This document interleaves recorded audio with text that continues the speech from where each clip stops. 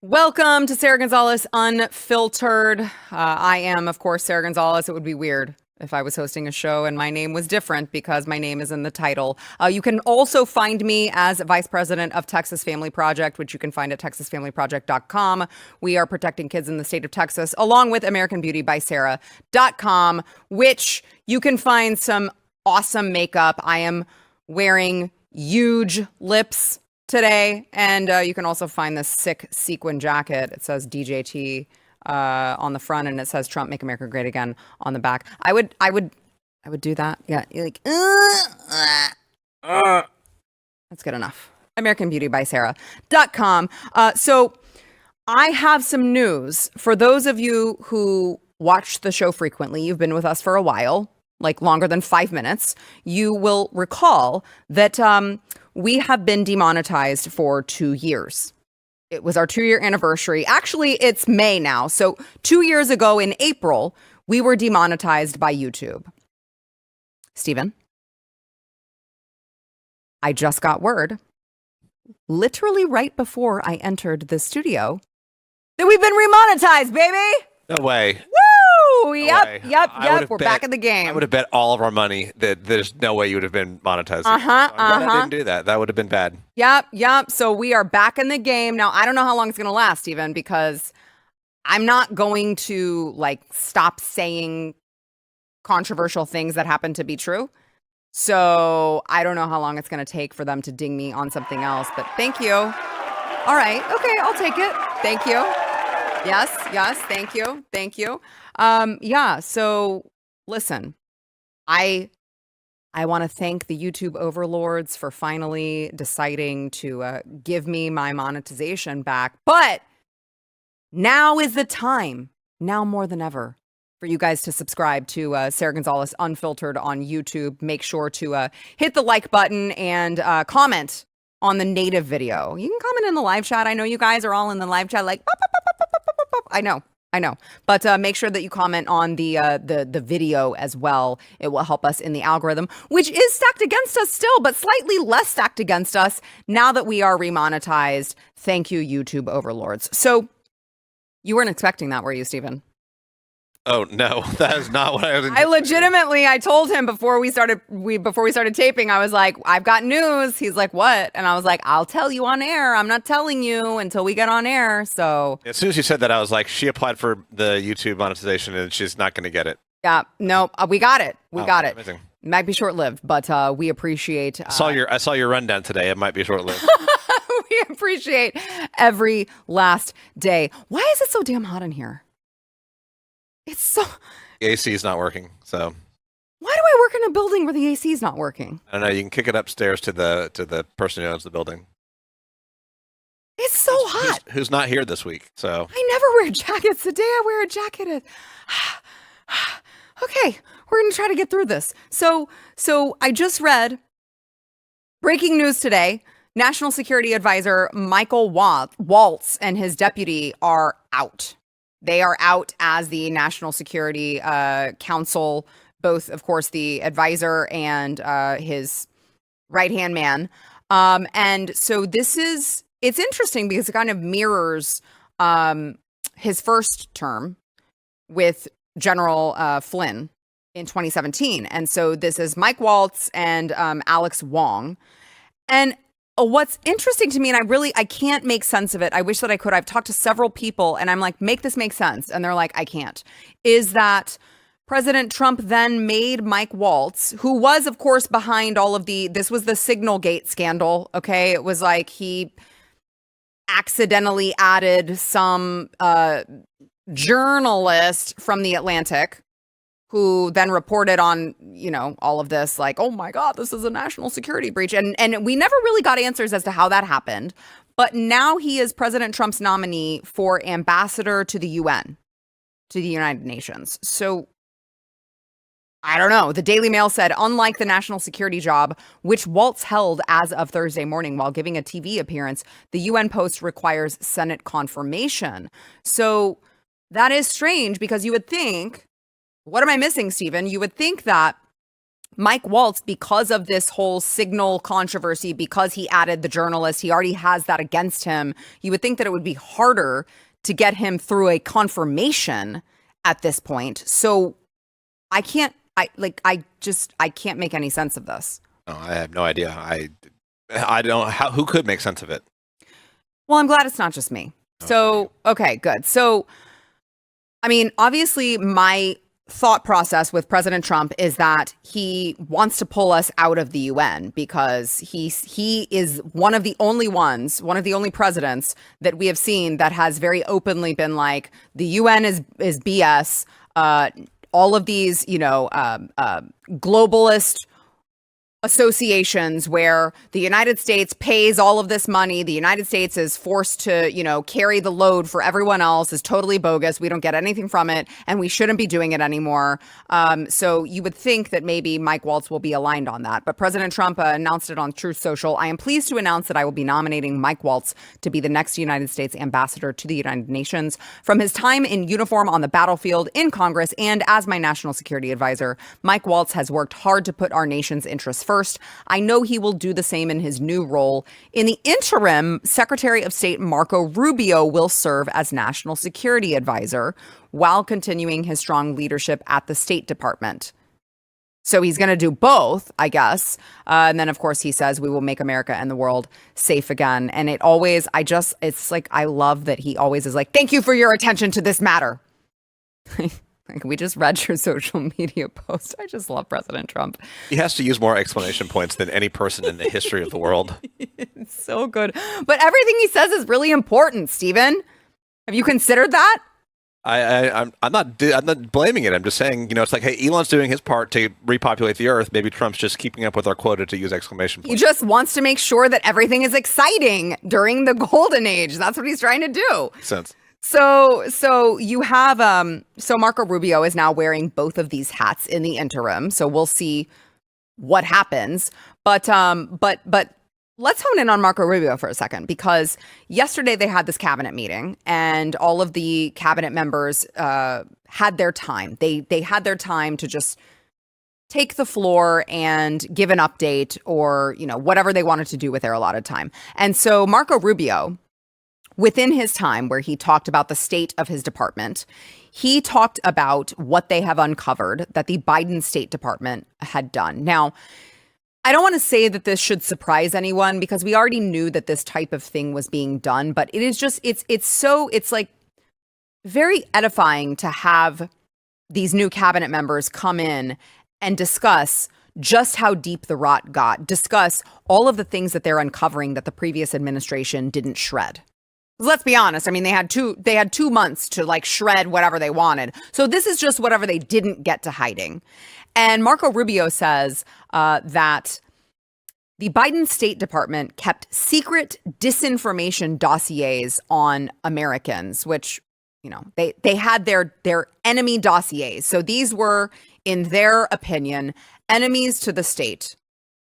And they had dossiers on all of their enemies. And I want to play Marco Rubio making this announcement, which very clearly, from the response to the other cabinet members, they didn't know that he was going to drop this bomb. Watch.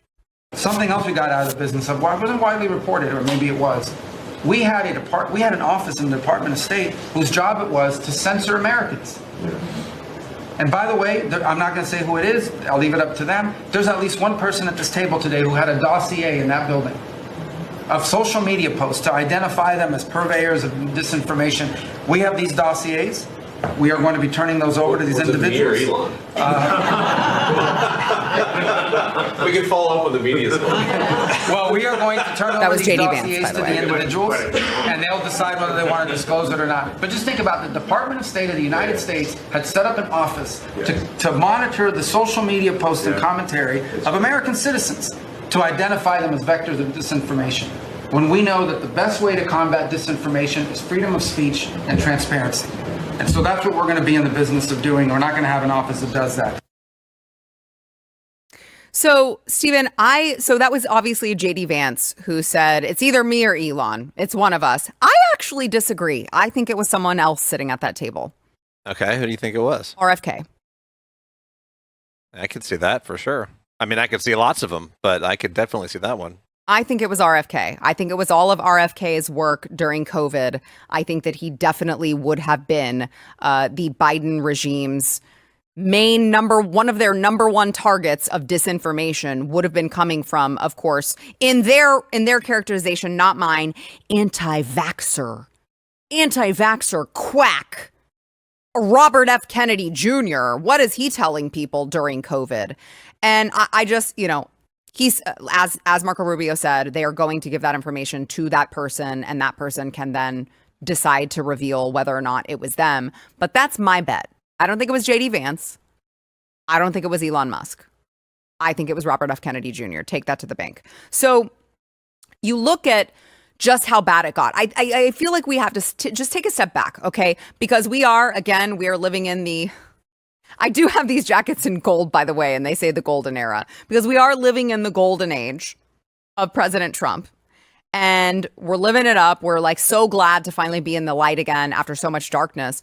But it is important to take a step back and remember how close we were to a Kamala administration. And if you think that a Kamala administration would have done better with all of this censoring and, First Amendment breaches and just the tyranny and the dictatorship when it comes to Americans speaking freely, which is, again, one of the very foundations of this country.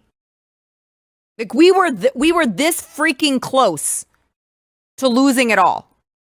And so it's just important to reflect on just like how bad it was and how bad it could have gotten should the Trump administration not have come in and saved the day. There was a report from the Substack publication Network Effects that details where all of these, there was a big there was a censorship operation that was going on.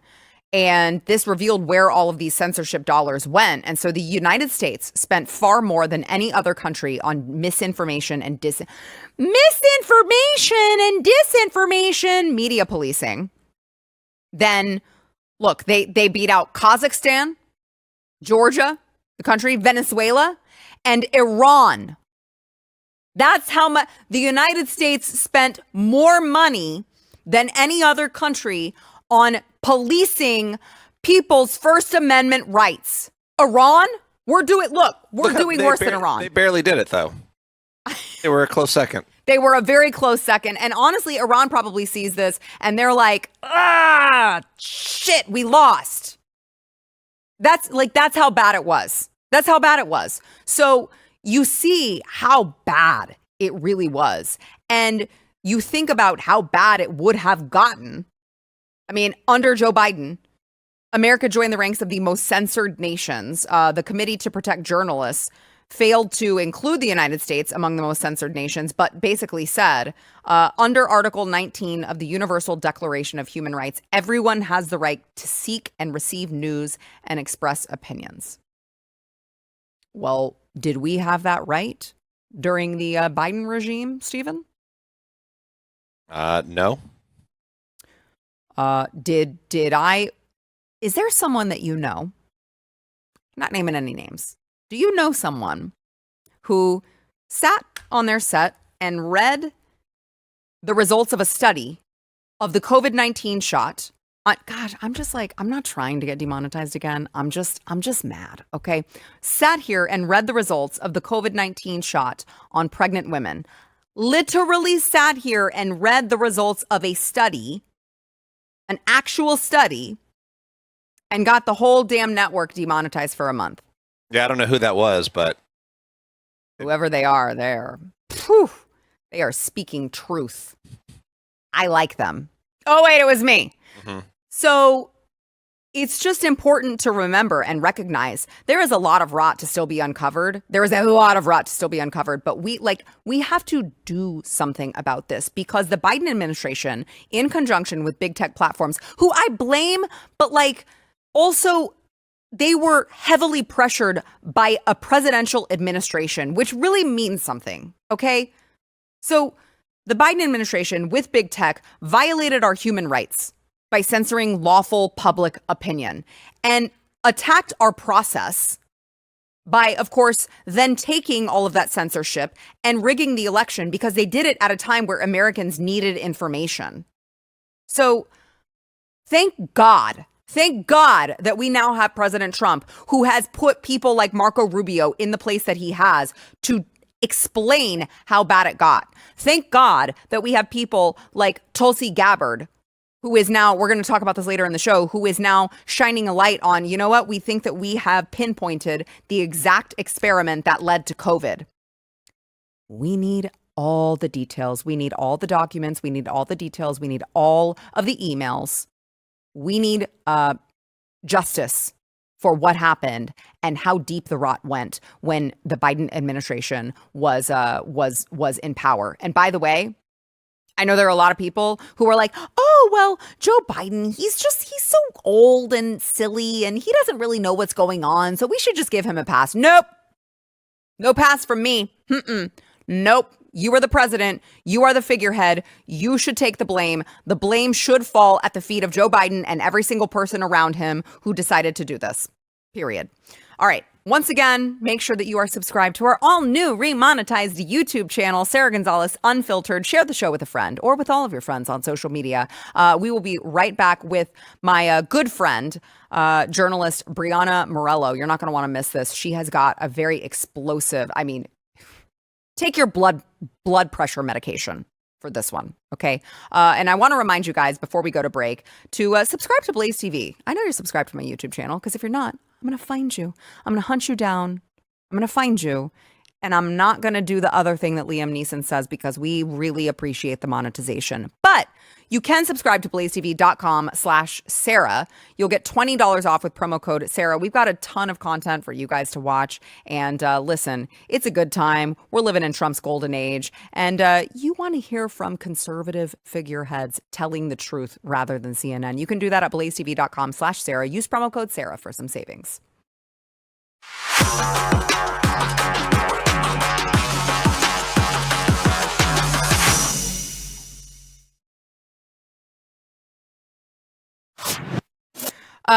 So I have to say this before I bring on Breanna. So I was just reading during the break. I didn't realize this. We were just talking about Marco Rubio. He actually now is the Secretary of State of the entire United States, acting U.S. National Security Advisor, also acting Archivist of the United States, also acting Administrator of USAID. Like, I thought I was busy, and I feel like I can't complain anymore. All right, let's go ahead and bring on my good friend, Breanna Morello, of course, the host of the Breanna Morello Show, she's getting like all the scoops. Like if you want something super hot that nobody is getting, it's Breanna who is getting all of these scoops, including this latest one, Breanna, with that we were just talking about how corrupt the Biden administration was when it came to censoring Americans and the dossiers that they kept on Americans. Well, they also, at that same time, were apparently releasing illegal convicted sex offenders knowingly into the United States. Tell me what you found out. Oh my gosh. Well, Sara, you got to buckle in for this one because it's completely outrageous. And I had to sue the administration to get this information. So what we're now learning is that the Biden regime released convicted sex offenders into the United States. Now, we know this because the documents that the administration said that didn't exist suddenly now exists because the Trump administration has taken over. They were trying to hide this from my attorney. It's literally DHS outlining what needs to be said to the illegal alien before we release them into the country. And this one's going to make you squirm a little bit. So ultimately, this one form says that the illegal alien must know this before you release them into it, that they must be registering for a sexual deviance counseling program within the first 14 days of them being released into the United States. Now, that's insane that they have to sign up for this program as if for some reason the administration thinks that they are salvageable, which I would say that they probably aren't. And then it also goes on to say that they have 7 days to register as a sex offender here in the United States as well. Also in these documents is like a checklist for supervisors who are going through each sex offender to verify that they've done what they should be doing according to the Biden administration. And it also includes contacting the victims or the witnesses of the alleged crime, the actual actual crime that took place because they're convicted, and making sure that they're aware that these individuals have been released into the United States. So that's what Joe Biden was working on. He was making sure that terrorists were being released into our country and convicted sex offenders were as well. Yeah, I mean, I just want to, I want to make sure to like really, really hone in on, I don't think that it can be overstated, that they clearly knew, DHS knew that these people were sex offenders. And they said, it's okay, because they're going to sign a document and they're going to super duper pinky swear that they are not going to do it anymore. And they're going to sign up as a sex offender. And we're just going to take their word for it. Like that's actually what was happening. Yeah. And they thought by making them go to sexual deviance classes, I don't know if they were in person or virtual, probably remote given what the history of the administration was, of course, that they were somehow going to be productive members of society. They're just looking to seek asylum. That's it. It's so absurd in itself that they allow this. But the only reason, and keep this in mind, Sarah, the only reason why I have this is I'm suing TSA still to this day. I'm suing TSA because they ignored my FOIA requests. And all I was asking TSA for were documents that verified who these people were before they were able to board commercial flights. As you know, illegal aliens were able to board commercial flights during the Biden administration without driver's licenses or any IDs. And we just allowed them to get on these planes. And I asked, because they said specifically that there was DHS documents that they were able to hand over to the to the TSA agents to board these flights. So I asked for a copy of what documents they permitted, and this was one of those documents. So documents that pretty much exposed them for being sex offenders were A-OK for commercial airlines. But they initially tried to hide this from you. Yeah. They told my attorney that they did not have the documents I was requesting. And I intentionally kept it very vague and tried to cast the net over anything that they'd possibly send me. So my request was just for any type of memos, documents, anything related to allowing illegal aliens board commercial airlines. Interesting. Okay, so they had to hand this over to TSA before they boarded. So then that means how many people are involved in knowing that we are allowing sexual predators into our country who shouldn't be here? Yeah, I mean, that means between DHS, ICE, and TSA, all of these agencies were completely neglecting their oath. And their oath is to protect the American people. And this doesn't say that they're trying to protect the American people when they sit here and they allow these people and they usher them into our country. And the fact that we didn't have any whistleblowers coming forward and sending us these documents to kind of flag this for us in the media is also concerning for me. I mean, again, we only know this because I had to file a lawsuit to obtain this. And so I'm wondering there's probably more memos. There's probably more memos, more documents, more paperwork that we still don't know about that allowed these people to get into our country. Yeah. I mean, if this is what they're giving you, clearly they've got a lot more that they are probably hiding. Now, I would say, when did you file? Did you file when it was, what is the timeline of when President Trump took over these agencies? Yeah, so I filed this before the Trump administration stepped into their roles. I filed the lawsuit last year, and then the FOIA requests were filed early last year as well. So while the Biden regime was telling the courts and my attorney that they didn't have any of the documents, as soon as the administration changeover took place, that's when the new FOIA acting officer started submitting these over to me and my attorneys. So we've gotten several documents and related to all of this. It's alarming. They were even doing a pilot program over at TSA to see how quickly they could speed up the lines with these illegal aliens as well, because they were an inconvenience for not having a driver's license or any form of identification. And so TSA was like literally saying, hey, you could flash up an app on your phone and we'll take that. We don't even care if it's a screenshot. We'll just take that and you could just walk through. So again, we only know this because I had to sue them for this. And that comes from the most transparent administration ever, apparently. Right. Of course. So I don't want to get into your personal finances, but it took you, Breanna Morello, having an attorney file this stuff, an attorney who I assume charges billable hours, because there's no attorney that I've ever dealt with that doesn't charge for what they do. An attorney that is spending time and costing someone money to file for what Americans have the right to see in the whole first place, which is, of course, that they are allowing sexual predators into our country. I mean, it boggles the mind, Breanna. I know I had I saw that you posted this on X, and I responded that this was treason. And I had someone who was like, "Oh, this is treason." Is just there's her post. By the way, follow her on social media if you're not. She's amazing. Thank you. So I had someone that was like, oh, treason, it's just a word that gets thrown around all the time. And I mean, my characterization of it, I'm very intentional when I use the word treason because I don't use it all the time. This is a situation with the Biden regime and the way that they purposely infiltrated our country with people who they knew would be a danger to American citizens, to me, is the clear-cut definition of treason. I don't know how you can come up with anything else. What else could this possibly be when you had multiple different levels of federal agencies, okay, who see that these people are illegal, they shouldn't be here in the first place, and instead of turning them away and saying, go back to where you came from, we don't want sexual predators here, they said, well, just sign a form. We know you're a sexual predator, but just sign a form. Sorry, but I'm a little bit mad that I would have anyone who would push back on the fact that this is treasonous behavior, that they are aiding and abetting our enemies by bringing them in here. And then you have people like Lake and Riley who lost their lives to these illegal sexual predators. And you have to wonder how many of those people who killed and raped American citizens were on that freaking list to begin with.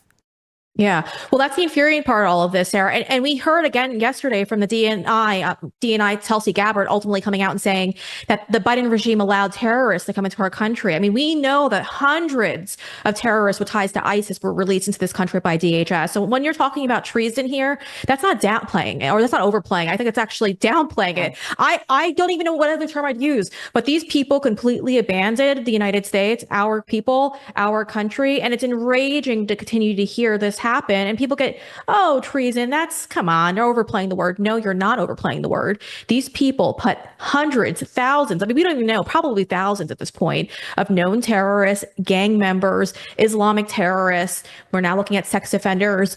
They put them into our country. I mean, what do you think is going to happen when you bring all these horrible people who hate our country, by the way, when you bring them in, you import them into our country and you force them onto people that they don't like in the first place? Yep. We were sitting ducks. I honestly am so shocked that we didn't have a terrorist attack over those 4 years based on just a lack of care. The FBI was so focused on conservatives. They weren't focused on actual threats from Islamic terrorists. We're seeing all of these things continuously come out. So yeah, I get it. People probably think treason's often used to describe a lot of these stories. But the reality of it is I think it's worse than treason. I don't even know what the word would be, but I'd probably step it up a couple more notches. These people deserve to be in prison for the rest of their life. And if Pam Bondi doesn't send these people to prison or file charges against them, then we just don't have any hope in this country. Yeah. Well, to be fair, Breanna, Pam Bondi has a lot of Fox News hits to go on. So she may not have time for that. But I mean, I agree with you. I think that life in prison would be kind. I think that would be a kind sentence for these people and all of the harm that they inflicted on American citizens. So real quick, before you go, tell me about, because we were just talking about Mike Waltz and his deputy director being out at the NSA. And you just dropped a story on Alex Wong. Well, it's actually Chan. So this is Elvis Chan. Yes. You know, I know. Well, we just talked. Actually, you know what's so funny? I had Chad Prather on my show earlier today. Yeah. And we both had the same issue. Yeah. So yeah. Well, hold on. Yeah. Look, hold on. That's a really unfortunate. I don't even want to call it a hairline because it's not even, there is a line in the center. Anyway, go ahead. What happened with FBI agent Elvis Chan? Yeah, so Elvis Chan, as many of you guys at home know, he was like the king of censorship over at the FBI. So he was the one who was personally making phone calls to social media companies and suppressing stories like the Hunter Biden laptop story in 2020. Well, Mr. Elvis Chan, according to my sources, and there's several sources telling me this, hasn't logged into any of his government devices in over 40 days. He's also been placed on something called terminal leave. Now, before you get excited and think that means he's been fired, listen to this. According to his LinkedIn page, he's been working for the FBI for 19 years and 8 months. Terminal leave allows you to use up your benefits right before retirement. So what he might be doing is he might be running through all of his PTO, whatever kind of benefits he has, until he hits his 20-year mark, and then he could retire with benefits. Now, I tried to reach out to the FBI for comment on all of this, and they can't deny any of this or admit to any of this because they say it's personal materials.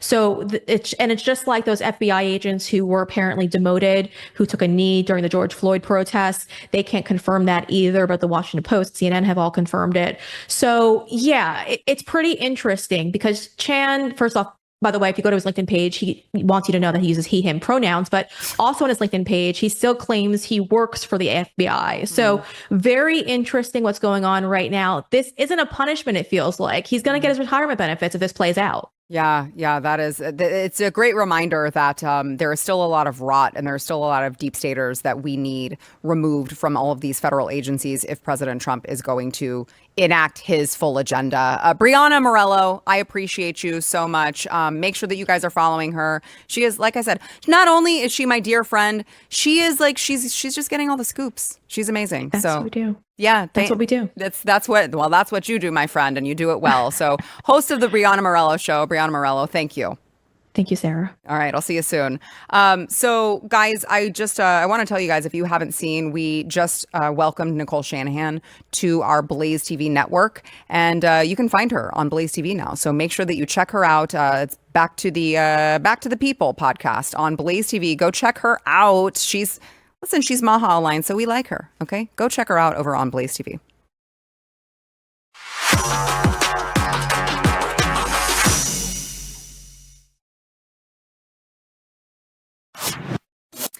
Welcome to the show. We have Matthew Marsden, Blaze TV contributor and actor and producer extraordinaire, along with Logan Hall. He is our Blaze Media digital strategist and a resident shitposter, and we love him for that. Thank you. Yeah, of course. How hot is it in here? It's hot. Yeah.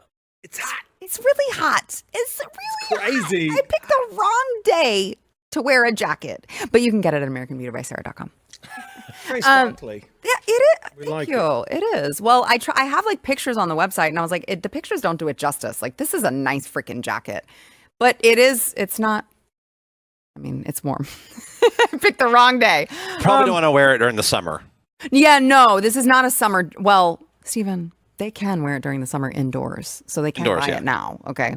But yeah, it is definitely not in Texas. I won't be wearing this outside. So I want to play for you guys. We were just talking about the immigration rules of this country.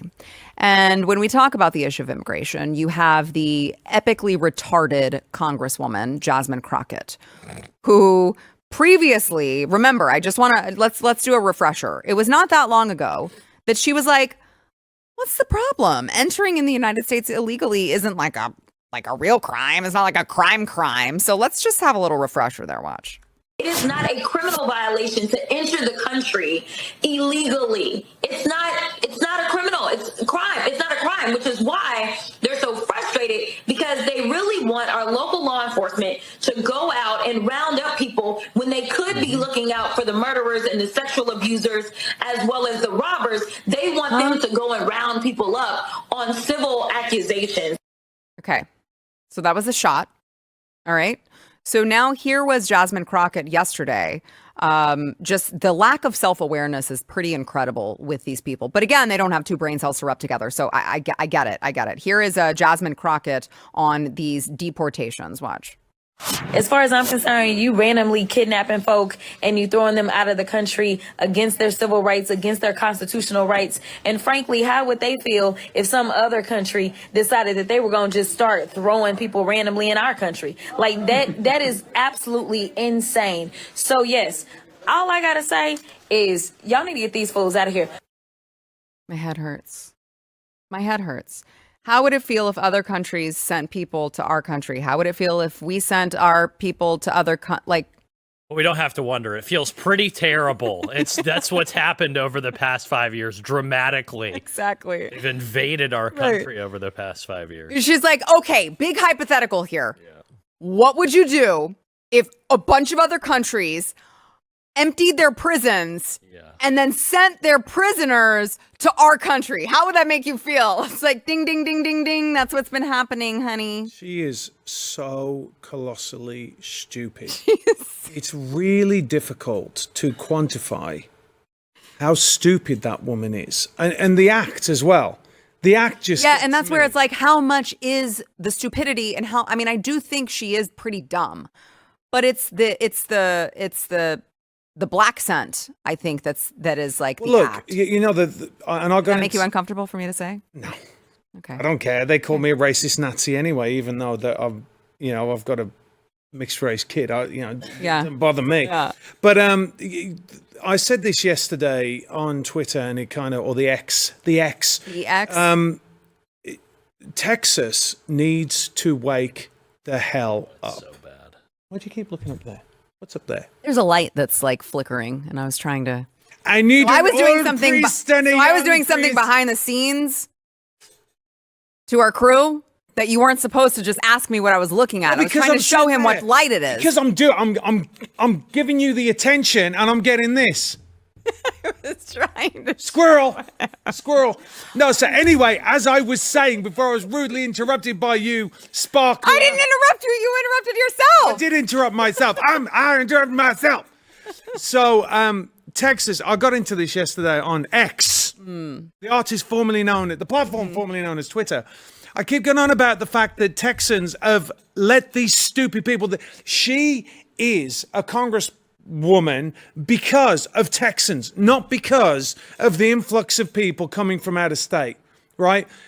Texas needs to wake up to what is going on and stop being complacent. And I know it gets people all butthurt because they don't like hearing it. But the truth is, and I got into it with someone yesterday, is that Ted Cruz would have lost in 2018 if it wasn't for people coming to the state. These are the morons you're electing. These are the morons. John Cornyn, that's who you elected. Texans have got to wake up and get involved. Yeah, they like to do this like, don't try that in Texas, sort of, which is, it's already happened. Your state is being conquered, and it's not just the terrible politicians. There are a lot of Republicans who have overseen this decline and this invasion of their state. Greg Abbott, I am not a big fan of his, but he pretends like he's this warrior for Trump. He's securing the border. He hasn't secured the border. The state is being overrun. There are mosques everywhere in DFW. There are entire neighborhoods that have been conquered and overrun. It looks like anyone. I'm very. I've been very radicalized by this in DFW. No, but. Rightfully so. Anyone who tells you that diversity is our greatest strength needs to go walk around a mall in DFW. There are sections and areas of our local mall that are entirely written in, it's businesses that are all in foreign languages. I don't even know what they sell or what they're doing there or what these people are here for. It's crazy. And you see, it's like, it's people from all over the world. You go to a local mall, you go to a movie theater, you go to a park, you hear foreign languages, you see people from, you have no idea where these people are from. How did they get here? Is this Texas? Are they Texans? Is this what Davy Crockett died at the Alamo to preserve? I don't think so.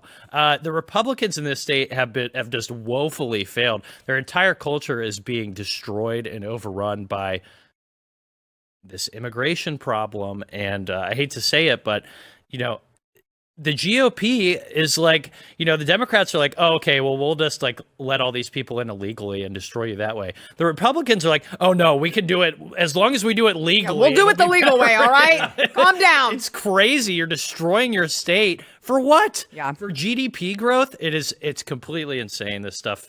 Somebody has to put an end to it. It's nuts. Yeah, I mean, especially when you talk about, I'm glad you brought up all of the mosques and the Muslim population that's coming in here, because listen, it's not that I like have a problem with someone who's like, I'm just a peaceful Muslim, but the point is like, your holy book does not indicate that you want to be peaceful with people who don't agree. They're setting with up their own cities for their own religions. It's not like they're coming here and assimilating to like Christian Texan culture. Right. They're coming here, bringing their own weird cultures and religions with them. And this is the problem. We have broken down the barriers so far of what it means to be an American and what you have to assimilate to be considered a citizen in good standing in this country. We've just opened the borders and said, okay, well, anybody can come here. You can set up shop. You don't have to. Our country is not a strip mall for these people. We are not an airport and an economic zone. We are a country and a nation and a people. And I would like our leaders, Democrat and Republican alike, to start recognizing acknowledge that. This. Yeah, it's way. Well, the hour is very, very late. You got to ask yourself this: is it any better now? Has America got any better? No, it's got worse. Well, look at the UK; it was a test case. Oh, look how it's going over Canada. Look at Canada. All of these, every single Western country is being invaded and conquered. maybe not conquered. I don't want to say conquered because I feel. I mean, no. I feel like they can. I feel like they can overcome a lot. Their occupations. They're being occupied. I will say they are being occupied. They're being occupied, and this is just not sustainable. We have to reassert our culture and our civilization. This multiculturalism thing was not, it did not work. It's been tried. Okay, it hasn't worked. It's been terrible. Every single category, standard of living has gotten worse over the years. And it's because Americans and people in Western countries feel like foreigners in their own countries. This is crazy. We cannot allow this to continue. And Republicans are as much to blame. They are. Until Trump came along, they were as much to blame, and they still somewhat are for what's happening. Yeah. No, I mean, there's, if you look at what's happened at the UK, they just passed, Keir Starmer just said something where, now think about where this is going to go, right? He said, if you fly tip, now fly tipping is just driving your car up and just throwing things out the door. Let me tell you, it was drummed into us as kids that you don't even throw as much as a piece of paper out the window, right? For English-born people, right? I'm just saying, and what he's saying now is we will use, this is not a joke, guys, we will use drones to find out who is fly tipping, and then we will crush your car. You can look it up. Go and look it up. It's on his X account. So they're just going to come along. Number one, they're using drones. What do you think they're going to use the drones for? They're not going to just use drones for that. They're going to track you. They're going to, I mean, this is how far the UK has got. And it's going to happen here. And I keep saying, and someone on X got really bent out of shape at me saying that if it wasn't for people coming into Texas from the communist state of California like me, who we came with Matt Peterson, a bunch of people came in and were like, we've got to do something about the politics here. And everyone's like, oh, Texas is great. There's nothing wrong. I've said this over and over, guys. This lady right here is the one that radicalized a lot of people because you were the one that highlighted the drag queen story hour and everyone was like, ugh! And we're like, we've been trying to tell you this has been going on. You've been asleep at the wheel. Texans have got to be radicalized and get out there and get, this goes back to Jasmine Crockett, who is a complete dummy and cosplaying. You know, she's a middle class educated woman. Not you'd think it like say upper middle class, bare minimum. Yeah, no, she is. She went to a private Catholic girls' school. It's so insulting. Don't even get me on Catholic schools. I mean, no, I can't. We don't have time for that. But yeah, but Texans have got to be involved. How often have we said subscribe to the Blaze? By the way, a massive section of this you've probably come into that's been taken off by Google, right? Subscribe to Sara, subscribe to you, subscribe to me. This is how we get over these things. You have to be engaged. You have to be politically involved. And my chair keeps squeaking. Oh, I know. They're from Amazon. What can I tell you? I couldn't believe it when they told me. It's crazy. The chairs from Amazon. I was like, what? Amazon? All right. On that note, we need to take a break. And by the way, our next segment, I don't know how long we're going to last because we got to talk about the origins of COVID. I don't know how long we're going to last on YouTube. So if we leave ya, make sure to check us out on BlazeTV. We'll be right back.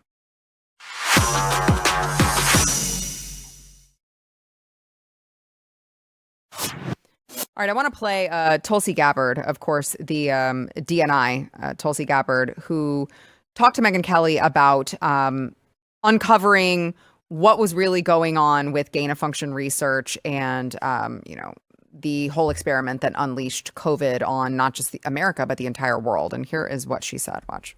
But the thing that we are working with Jay Bhattacharya, the new NIH director, on with, as well as Secretary Kennedy, is looking at the gain-of-function research that in the case of the Wuhan lab, as well as many of these other biolabs around the world, was actually U.S. funded and leads to this dangerous kind of research that in many examples has resulted in either a pandemic or some other major health crisis. Well, let me ask you specifically, because we already know that EcoHealth Alliance was partnering with this Wuhan lab to do gain-of-function research. That's right. We just have never been able to have somebody say, it was that exact experiment that led to this COVID bug. But have we gotten there? What's the new thing that you're digging in on? We are working on that with Jay Bhattacharya and look forward to being able to share that, hopefully very soon. Okay. That specific link. Correct, between the gain of function research and what we saw with COVID-19. So they may have identified the exact experiment, the exact project that caused COVID. Now, that would be huge, but at the end of the day, it almost leaves me more frustrated than ever because I'm like, oh, what are you going to do? Charge Anthony Fauci? Yeah, He's already anything pardoned. gonna happen. Right. I'm like, well, okay, well, I mean, like the poster child for it, the guy who was in charge of it, the guy who told them to cover for these experiments that he knew were taking place under his watch as the head of NIH, Anthony Fauci. Well, he already got the auto pen pardon. So what's even going to happen? I mean, please, I don't want to detract from like, we need this documented. We need this in the National Archives. We need for Americans to know in history, when we teach this, we need for them to know exactly where it came from and exactly who was responsible. But it is rather frustrating because it's like, okay, and then what? Well, the thing about this for me, it's so infuriating because all you got to do is cast your mind back a little time. And they were telling you because to coin Jon Stewart, right, the virus came from the place that says the Wuhan Institute for Virology, and a virus came from Wuhan. Let me just figure this out. And then they said that you were stupid, that you were a conspiracy theorist. And by the way, if this gets taken off Google, honestly, something needs to be done at a congressional level to go after Google and go after YouTube because they can't keep doing this. This is bullshit. This is absolute political censorship and they should lose their right to be able to do this. But here's the other thing. We went to our adversary and used their scientists for gain of function. This is insane. I mean, we collaborated with our adversary. Yeah, let's collaborate with someone on a bioweapon. These people they need to be, I can't even. Could you imagine, we got like a minute left before we have to go. Could you imagine if President Trump had said, hey, you guys should collaborate with Vladimir Putin on gain of function research. That would be a good idea. Let's work with him on this bioweapon that we could then, like, someone could unleash on the world. Can you imagine the blowback from that? Yeah, I mean, it's... Logan doesn't even, he's like, yeah. But look, I can't even, I'm so like, until people start going to jail, right? I'm so done with investigations and all the rest of this nonsense. It's like what you said, like either something's done about it or I just want to put it out of my mind because that was such a dark chapter of American history. I also will say one thing.